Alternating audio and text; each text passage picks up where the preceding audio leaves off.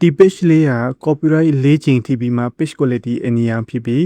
page rich engagement ကြပြီးမှ page no recommendation ဖြစ်တော့ခဲ့တဲ့ motion အပိုင်းနဲ့ suspended ဖြစ်ပြီးမှ service အထားတဲ့ page တစ်ခုဖြစ်တဲ့ကျွန်တော်ဘက်ကနေဒီ page ကိုတခြားစစ်ဆေးပြီးဖြစ်နေတဲ့ error ရှိနေတဲ့ copyright content နဲ့အားလုံးဖြတ်ပြီးမှ page owner ကိုလည်း copy post copy content copy video တင်မယ်ဆိုရင် copyright looking အောင်ဘယ်လို editing လုပ်ပြီးတော့ရမယ်ဆိုမှ video file link တခြားပြောပြရှင်းပြပြီးမှဒီ page ကိုဖြစ်နေတဲ့ error တွေကိုဖြေရှင်းပြီး Facebook team ကို request review တင်ပေးလိုက်တဲ့အချိန်မှာ